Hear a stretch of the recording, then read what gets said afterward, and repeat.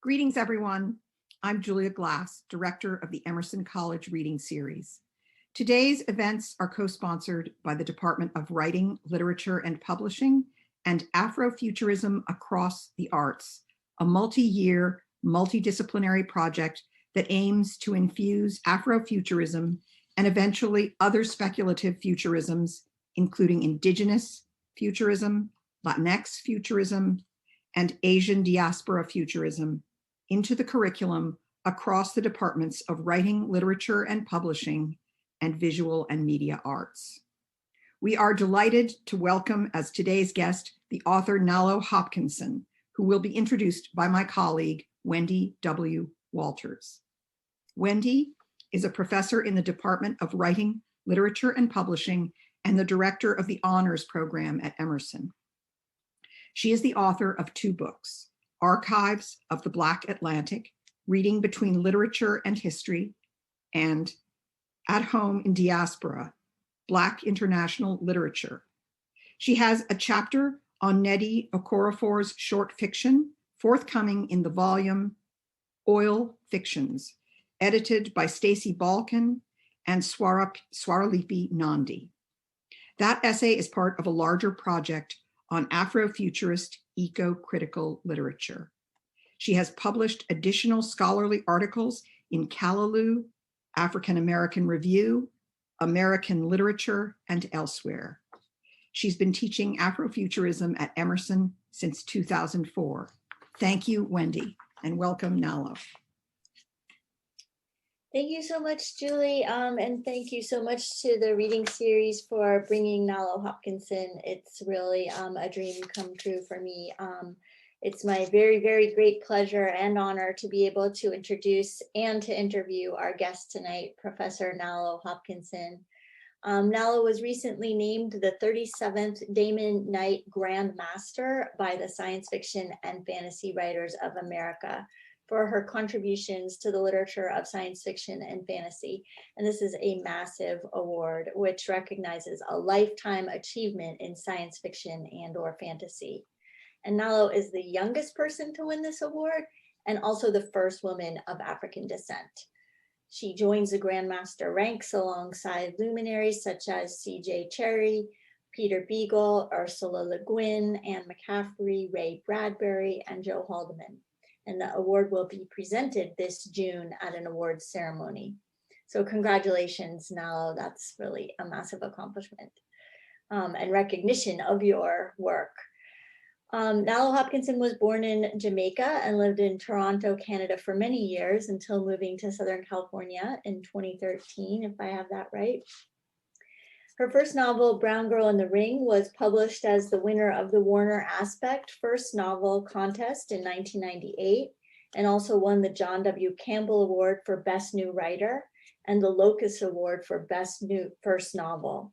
She's published 5 additional novels, including the Andre Norton Award-winning Sister Mine, Midnight Robber, The Salt Roads, The New Moon's Arms, The Chaos, and also 3 collections of short fiction.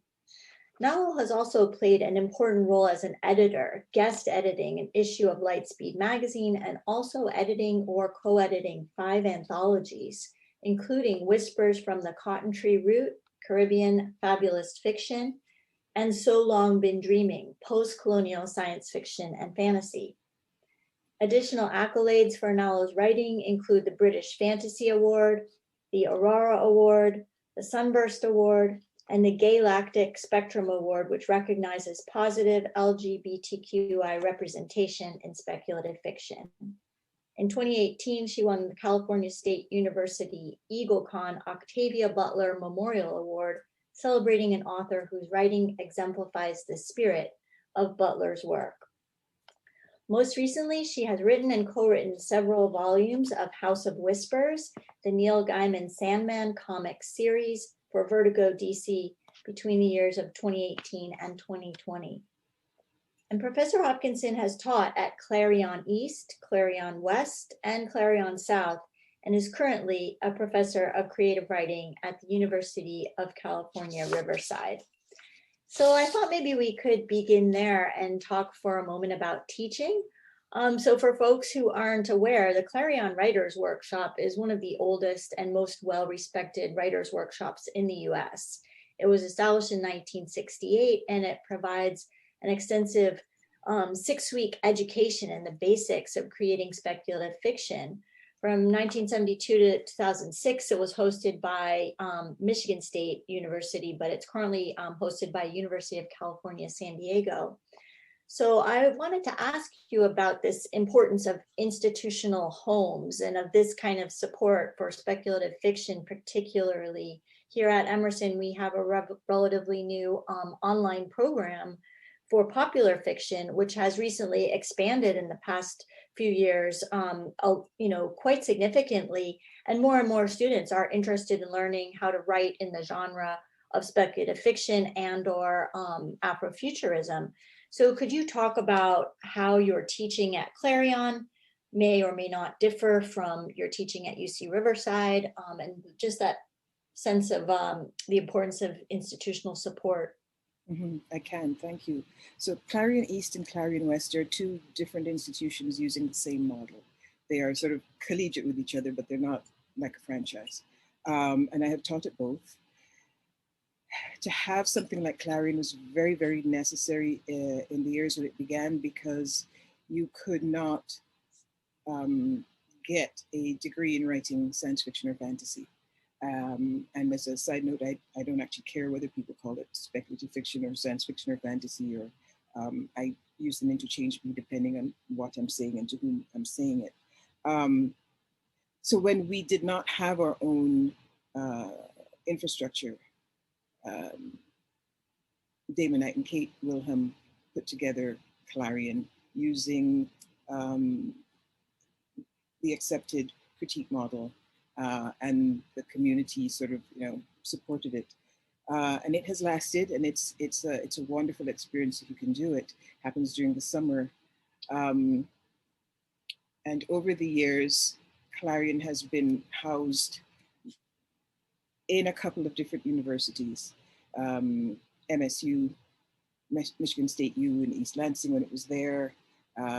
It's hosted in Seattle for Clarion West. And it's been a bit of a struggle sort of getting into those institutions so that there was any kind of regular support, but the community support kept it going. It's very, very important, because you are meeting, each week there's a different writer in residence who is a working writer in the field. One weekend, an editor who's an editor in the field comes. And over the 6 weeks of hanging out with people and critiquing each other's work, as the students, you develop a cohort. So it means that as you move forward into the genre and into the community, you already have some supports there. Clarion teachers tend to stay in touch with or be available to the people they've taught. And it's because science fiction fantasy still, it's difficult to find them in creative writing programs.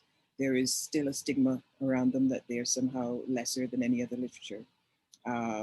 There is a very eagerness of institutions to and professors to let their students write it. So while that was happening, there's Clarion there. That's beginning to change, as you guys are doing. And I know that University of British Columbia, their creative writing program has a spec fic component. So yes, it's very, very important for knowing that you're not the only one out there, for finding out how other people do this, for learning how the industry side of the field works. Yeah, I mean, if I could follow up a little bit on that too, because we have, I think, all institutions sort of mirror the structural biases of the larger society. And sometimes colleagues express that resistance, right, to what they define as genre fiction. And sometimes I've encountered colleagues who see it as escapist. And by that, they mean that it's somehow not serious, not political. And yet we know there is no social change without radical imagination. It's just not possible to envision the world that you want to create unless you tap into a form of radical imagination. And in fact, you know, Walida Marisha and Adrienne Marie Brown say all organizing is science fiction. So could you talk a little bit about the relationship between the imagination and social change in your work? I can, and science fiction and fantasy have been in many ways, from the beginning, literatures that examine social change. And so it's a natural. It's always been where I have come from at various levels of depth of analysis. But the literature exists, though not always used politically or explicitly politically or in a way that knowledge is political. Nevertheless, the framework is there for doing this kind of examination of how communities change, what happens to communities that are in conflict with each other, particularly when one has more firepower than the other. You know, that science fiction Uber story of aliens come and mess you up is one that happens in the world and has been happening in the world for a long time. People do it to each other. So the discourse is already there with more or less pushback from the readership. And it's a really interesting time to be writing science fiction fantasy as the institutions are starting to recognize that people of color are out there, that they're not just, you know, one or two writers, there are many, and there are many readers. It's a genre that has had waves of people standing up and saying, look, we're here. So in the 60s and 70s, you had the feminist wave. And now you've got sort of a wave of people of color. There's always been sort of queer stories in spec fic. So it makes it fairly easy for me to put those things into my work as somebody who is breathing while Black, who is, you know, an immigrant, who is disabled, a woman, queer. All of those things are things I have been seeing talked about in spec fic from the beginning. And so I feel to some extent empowered to use them in my own writing. I'm aware that not everybody feels that way. It's very easy to read science fiction fantasy your whole life and never encounter the stuff that is more explicit about these things, to only read the stuff that you might find, you know, in the big box bookstores. And even some of that has work by N.K. Jemisin, for instance. But I hear from readers who feel alienated because they haven't yet discovered the work. I think there's still room to publish a hell of a lot more of us. You've said before that speculative fiction is a great place to warp the mirror and thus impel the reader to view things differently that they've taken for granted. And I was really thinking about that, and as an important quality of speculative fiction, one of the reasons I've been teaching it for so long. And it seems to me that this past year on Earth has also really warped the mirror and held up a true reflection, you know, of some of the failures of the status quo, right? And so I think about Brown Girl in the Ring, for example, which has always been a favorite of mine, a favorite of students, and it depicts, you know, it was written in 1998, am I right?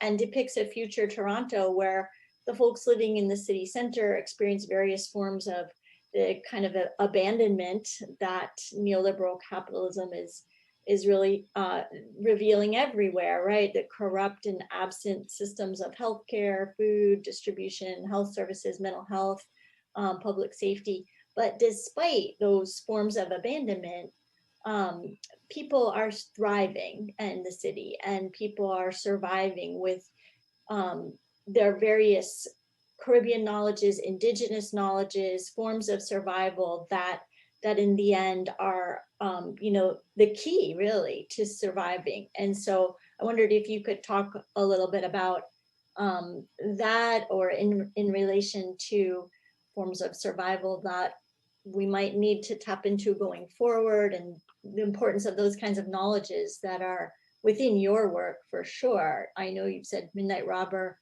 you know, shows that what would happen if a Taino worldview shepherded the planet. Did I say that? I'm gonna have to think about that one because I'm not sure that's exactly what I did. However, yes, I think we know we have the ability right now to end poverty, to end hunger. The will of our large institutions isn't there. The will of capitalism definitely isn't there. And I don't want to downplay how all pervasive and important those are and how much they affect what we can do. So although I have show different ways of survivance in Toronto, it isn't until the Toronto government steps in at the end that there now are, it's not that they make it possible, but that they get out of the way by stepping up, if you see what I mean. And I like to imagine the abilities we already have that work towards building community, work towards taking the huge resource that is the planet, and rather than stripping it, actually work as, you know, animals that are part of this planet. And so I did as much of that as I could in that first novel, and I'm still doing it to some extent in other novels. It's fun, for one thing. It's fun to imagine a city that's green because it's full of forageable food. Cities are, we just don't know that. But where it's a practice, it's fun to imagine people able to keep their own cultures and their own community. It's fun to imagine all of that. And I think helps keep me sane. And also means that when I do the research, because writing science fiction fantasy means you do a lot of research, discovering that none of this is new. that I'm talking about practices that are millennia old, that have been either, you know, stomped over by capitalism, or have been disappeared or forgotten, or in other ways destroyed. But the thing about human beings is that we're kind of indomitable, sometimes in bad ways, sometimes in good, but we always strive to survive. We always strive to make our lives better. And some of us are always striving to make our communities better as well. And that makes this hopeful for me. I know that some people have said to me that they find science fiction depressing. It can be, but I don't really. That's usually about the middle of the book. And then I try to take it to some place of not fixing everything, because you never do. Yeah. The sort of hero thing that one guy is going to come forward and save the whole world.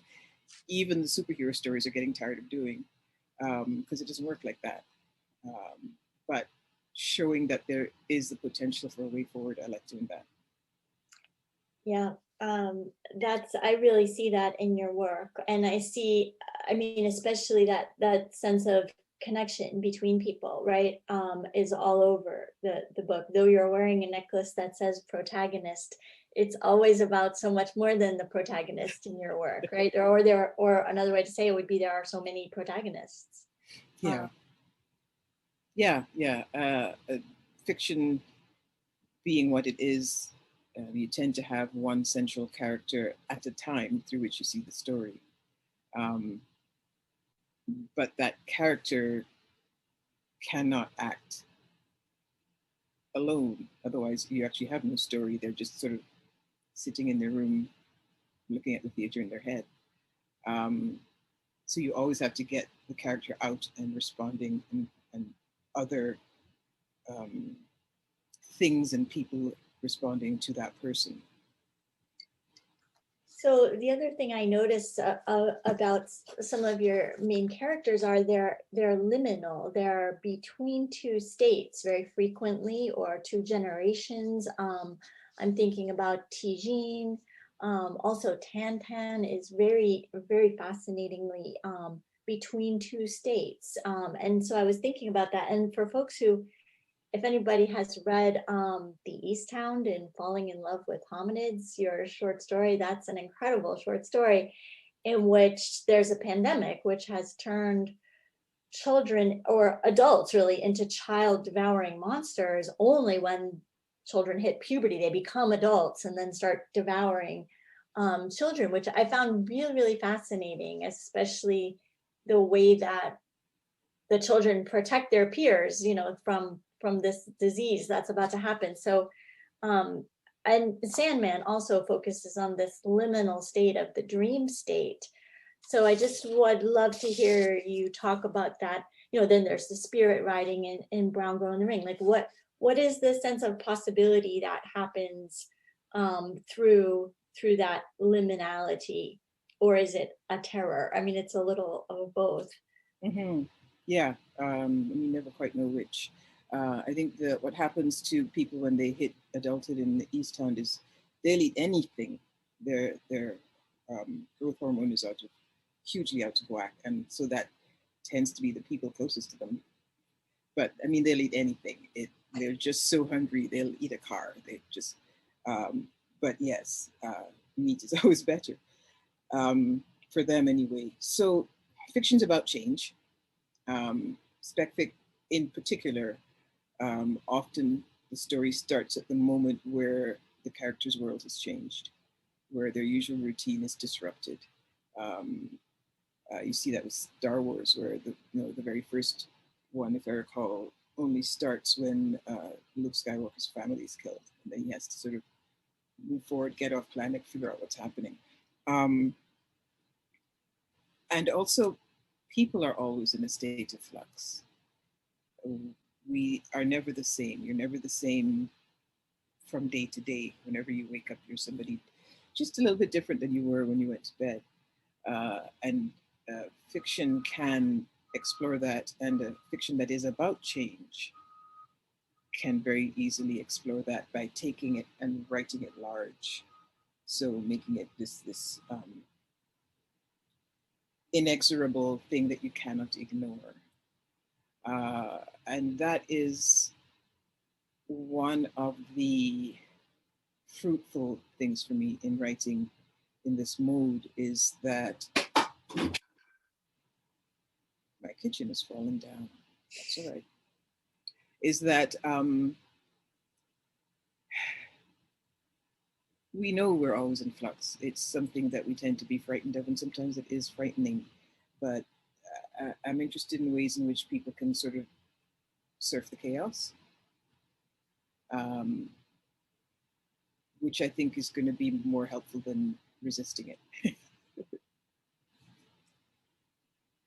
So would you like to talk more about your work with the graphic novel of House of Whispers? Because it's a fascinating new direction for you, I'm guessing, to be writing for that kind of a series. And I'm curious about your relationship to horror and how you see that as a part of your work. I'm teaching, just finishing teaching this class of Afrofuturism at a medium security men's prison in Massachusetts. I was there all day today, and they loved Brown Girl in the Ring. I wish they could be here for this discussion, but they wanted me to ask you about horror and what you think about the trend for Black horror, and particularly in visual arts, graphic novels, films. They're very interested and want to know if you have any films in development.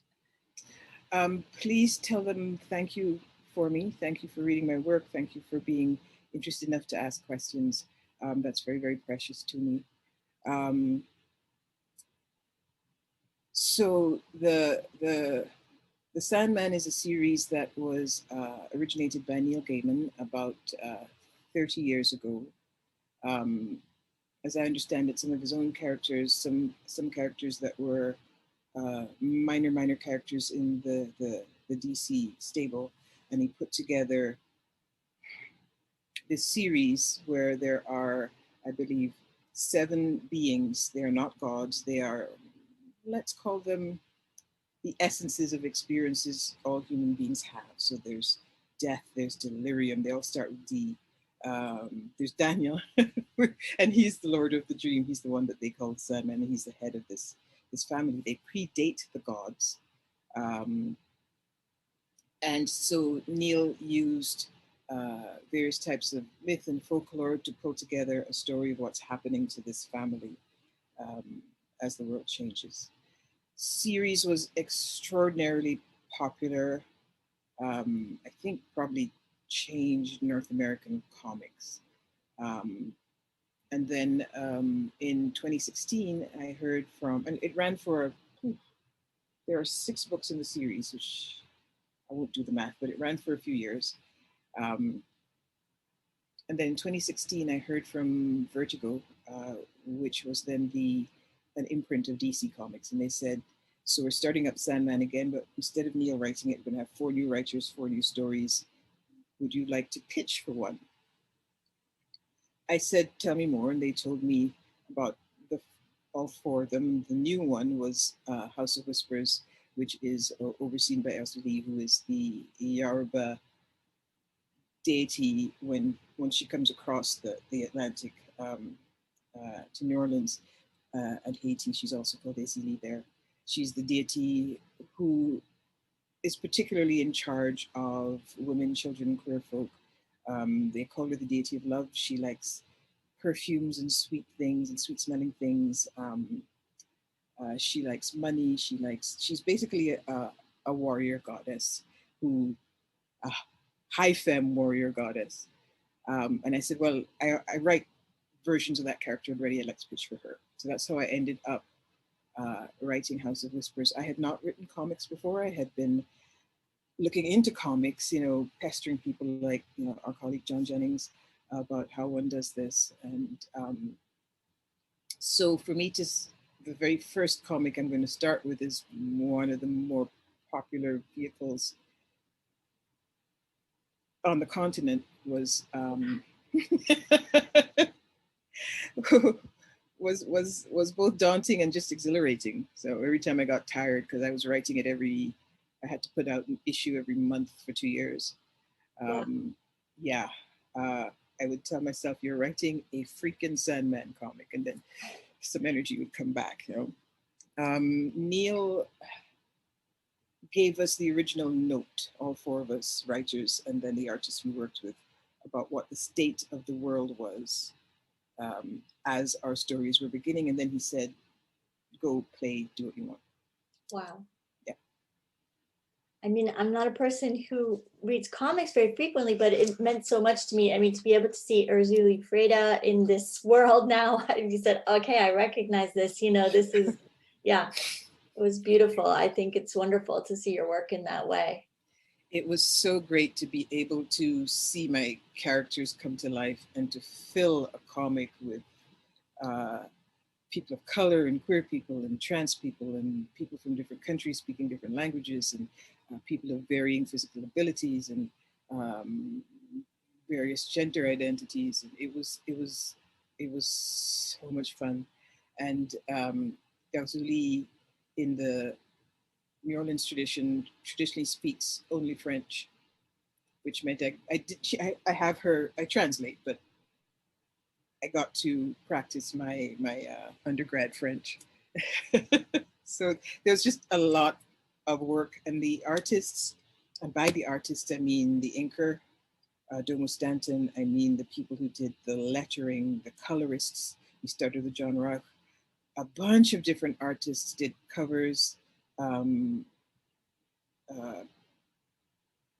Sienkiewicz did an alternate cover of the first one.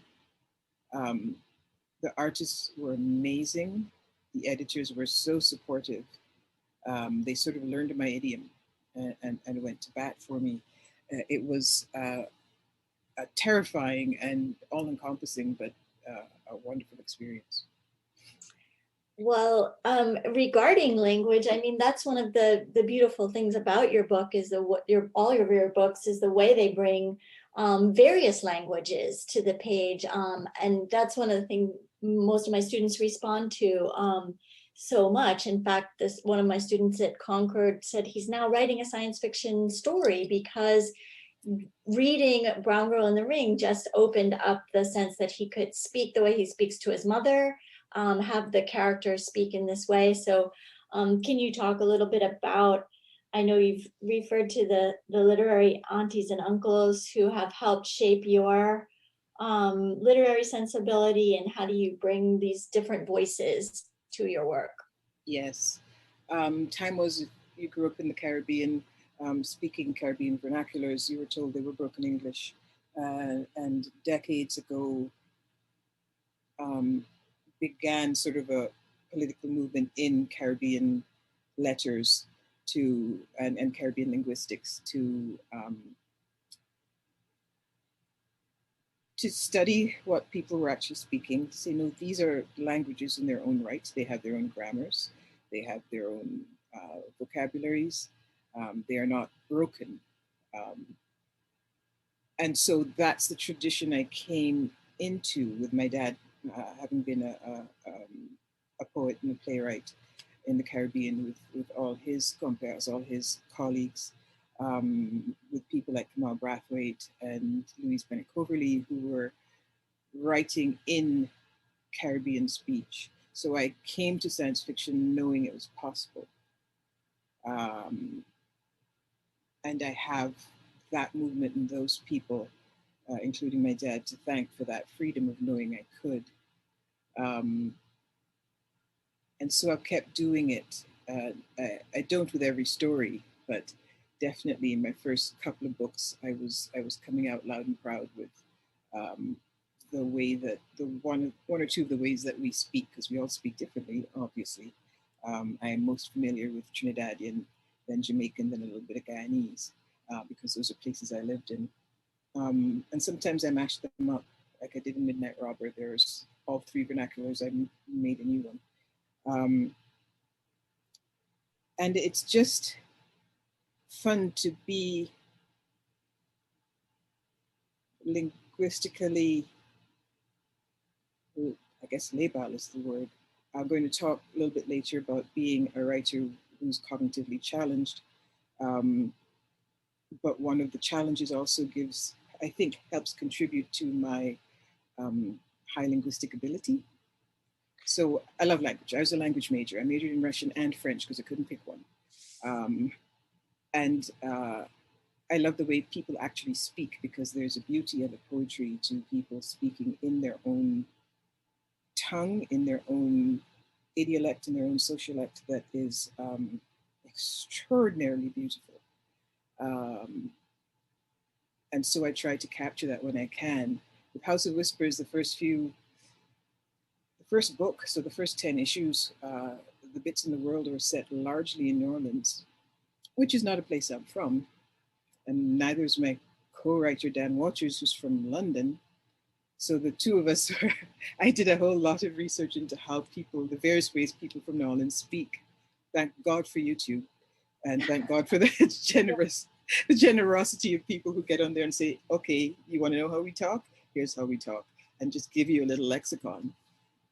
And it was fun for me to do that. And it also puts people's voices on the page in ways that feel whole to me. My students still now, usually it's my undergrads, and they write a sentence that is near unintelligible, and I ask them, what did you mean? And they tell me perfectly wonderfully, and I say, why didn't you write that? And they say, well, we thought you wanted proper English. And I go, well, you need to meet me then,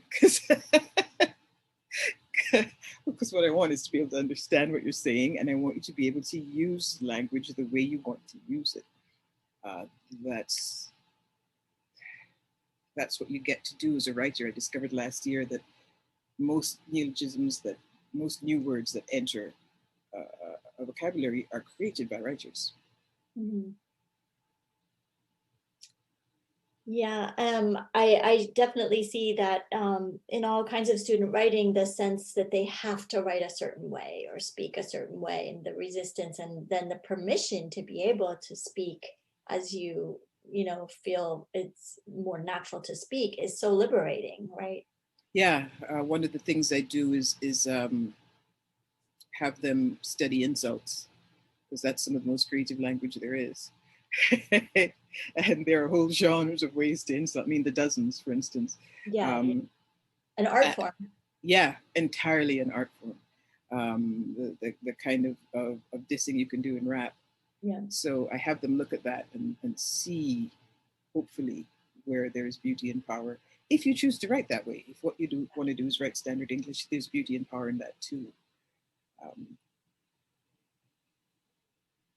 Well, another question I had for you, Nalo, I know that you had said you were thinking a lot about the precarity of the Caribbean region and global climate change. And I was thinking about Amitav Ghosh, who sort of infamously claimed really recently that there's no adequate reckoning with the climate crisis in the form of the novel. And he said, you know, the climate crisis is casting a smaller shadow on literary fiction than it is on the world at large. And then a few people have said, well, you're not reading the right thing then, right? Because speculative fiction has long been dealing with apocalypse, right? And has long been intervening in that way. And so I wondered what you thought about the possibility for speculative fiction in responding to the climate crisis. That's weird to me because Ghosh has written science fiction. Yeah. Huh.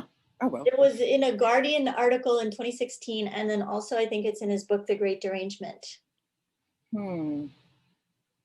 Well, we have this sort of growing subgenre of fiction that's Sci-fi. talking about climate change, but it's always been there in the genre and outside of it. There's a great first novel by Esther Figueroa, who's a Jamaican writer, that talks about her character as somebody who is wrestling with how to preserve the waterfront, deal with the fact that our industries are killing Caribbean shorelines. People wrestle with anything in fiction. Just because you haven't seen it yet doesn't mean it's not there. So yes, I have been thinking about it a whole lot more. And when you start to discover what's happening, there are now projection maps you can play with to what happens if the waters rise 5 feet, what happens if they rise 105 feet, and it is profound. And I actually met with I'm forgetting his name. It's like Figueroa, but not. But he is the creator of a technology called BioRock. He's a Jamaican scientist. And it is a fairly simple technology for recovering the coral reefs, for protecting the shorelines and re-sanding them. It's very, very simple. You put chicken wire down at the level of where the corals are and run a very mild current through it. And things grow, coral attaches to it, thrives, resists bleaching, and it helps filter sand back onto the bleaching stones. And he says that the projections that we're working with are wrong, that they are incremental rather than exponential. So the water rise is going to be catastrophic in some places. And these are my regions. This is the region that birthed me. This is the place so much of my work comes from, and the people who look like and sound like me.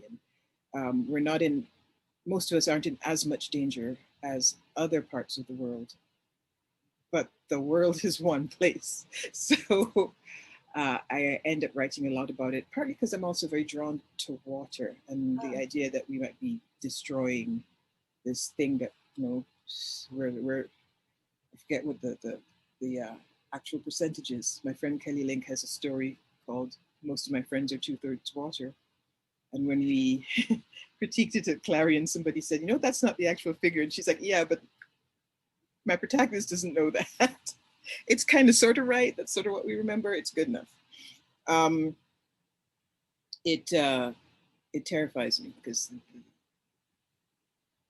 if that gets to a place where it cannot sustain the things that sustain us, we already have microplastics in our bodies because of the plastics we're putting into the sewers. I'm sort of scared for where we'll get to, and I write a type of fiction that can address that. So I do. Well, that gives me a lovely way to segue to a question from the audience. This is from Boston's poet laureate, Portia Olayiwola, who did she and I did a directed study about water and Afrofuturism. So we're both very interested in that subject. And Portia asks, can you talk more about language as a spell or as a weapon or as a sacred tool of magic or sci-fi? Also, are you now working on anything, and how has your writing changed over time, or your process of writing changed over time? Thank you, Portia. Language is perhaps our first technology.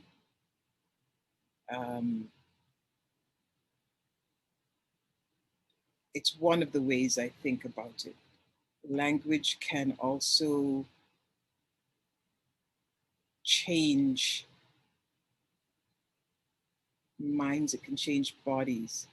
If you write a sentence that uses strong imagery and strong metaphors for sensation, and if you read that sentence, the nerve endings that are the relative nerve endings in your body actually fire. So when you read a story that does that, you are in that story at some level. How is that not? It's both magic and science. I mean, magic is like science, is a way of creating something that makes hard work easier, right? So I think of magic as a type of technology too. And language is one of our oldest ways of doing that and still one of our most powerful.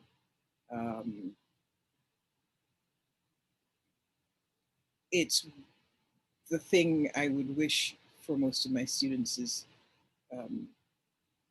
more of an ownership of language and what it can do, more of their very huge passive vocabularies becoming more active, just more permission. I think there are ways in which didn't happen to me because I was such a geek, I was irredeemable, but lots of people get, if they use language in ways that people think of as highfalutin, get made fun of. But I think you need to be able to claim, I want to give people the power to claim all of those registers of language. It's where we go to when we want to find things out. That simple. So yes, very, very powerful. How has my writing changed? It's hard for me to tell from the inside. One of the things my primary partner says I'm doing is that I'm more and more, I'm sort of mashing up genre. I'm not really aware of it when I'm doing it. I just, as I figure out what the story needs to do, I try and make the story do that. I am, I guess, less concerned about people's reactions to what I put in writing. It ain't getting any easier. Writing is hard. Writing is hard. And that's never gone away, and that's part of my brain chemistry. It's always going to be like that. During the pandemic, in some ways, because artists responded right away to the pandemic, they started pulling communities together, supporting each other, and one of the things that happened was a lot of Zoom writing groups came out of it. And I was lucky enough to be invited onto one where people were writing every day for 3 hours, and that got work moving for me that had been stuck for a while. I finished a novel I've been trying to finish for about 13 years. So it's changed, I think, partly because I'm now more published and people come to me to ask for a story, rather than me having to go and look for short stories. Anyway, I still have to look for publishers with the novels, but short stories, I could probably find markets for as many as I could write. I don't write very quickly. I don't have what science fiction calls trunk stories, lots of stories just sort of waiting. I might have a word or an idea and I'll get to it sometime because I'm tired. But what's become interesting for me is that I don't read fiction for pleasure as much anymore. And that maybe that it's now my job to read. But I'd heard a lot of science fiction writers in particular say that they end up a certain way into their careers reading more nonfiction. And I thought, that's never going to happen to me. It's happening. I have faith that it will change. People are turning out so much gorgeous work that I don't want to be missing out. There's a lot of FOMO going on here. Yeah. Too many books, too little time, right? Yeah, it's a wonderful problem to have. We have another question from Anna Capello, who asks, thinking that this is a quote from Thoreau, and she says, LOL, things don't change, we change. What do you consider an essential way in which we must ourselves change if we are to survive what is yet to come and already feels doomed to come? Mm-hmm. Yeah, who's it who said you can't step in the same river twice? Mm. It is not the same river and you're not the same person. Mm-hmm. I think one of the things we have to recognize is the basic idea that we're all sharing the same air. So when we first started lockdown, and in the US, it was like, well, we're going to lock people out. That's what's going to keep us safe. You realize it's the air. This is an airborne disease. You can only do so much. But not only that, the separation that we do of you caused this problem. Mm-hmm. It's like this group of people that you're calling you are us.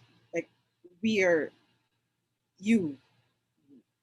Wouldn't it make more sense to put all our heads together and try to figure out what to do about it than laying blame for something any of us could have done?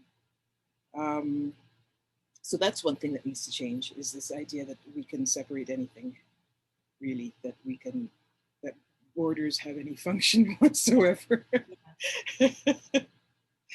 Except some kind of weird security theater that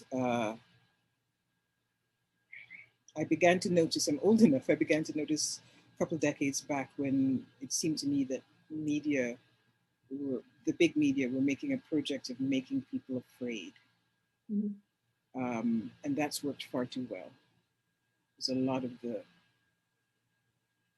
violent crap we're seeing is partly not just hatred, but also empty fear.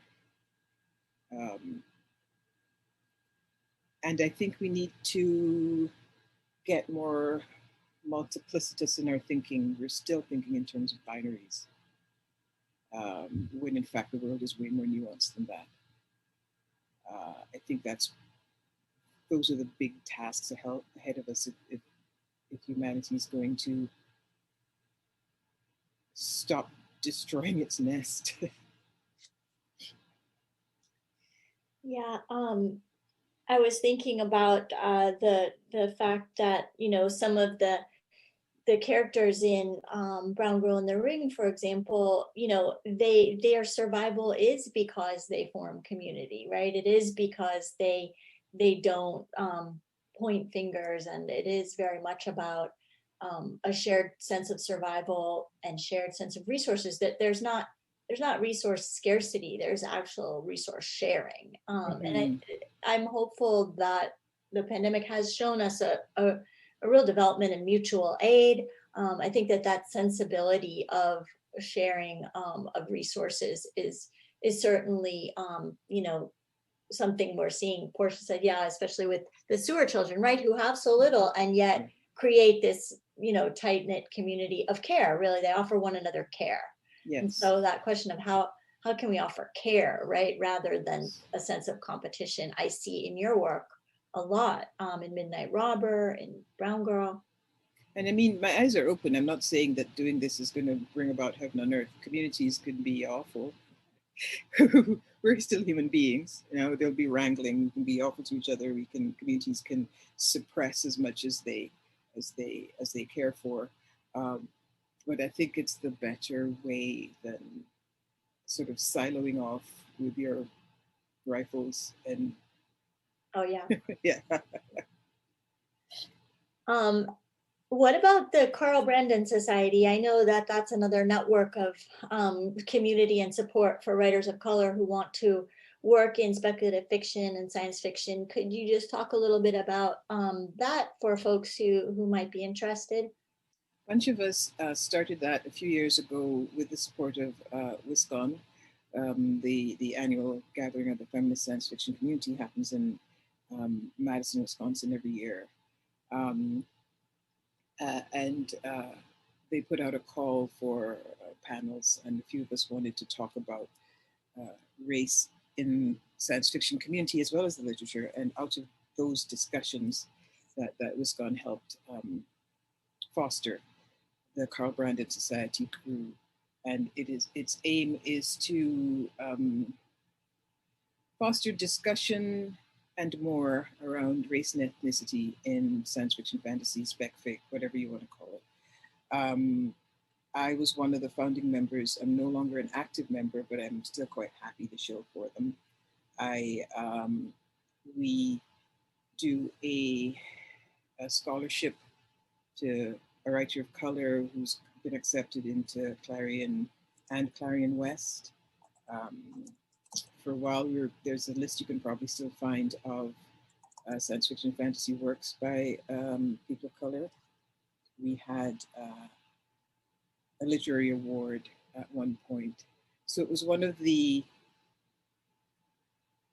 I always hesitate to say earlier, because whatever I think anybody is the first at doing, it turns out somebody's been doing it before them, but let's say earlier, ways of starting to build support for these discussions in science fiction community and for making a bit of change. If I can ask another question from my students at MCI Concord, what is your one elevator tip for a writer? I guess like an elevator pitch, like if you had to say one quick tip. I am so bad at those. When I do a book proposal, I once sent one to my agent. He looked at it and he said, well, it's a Nalo kind of proposal, but I'll see what I can do.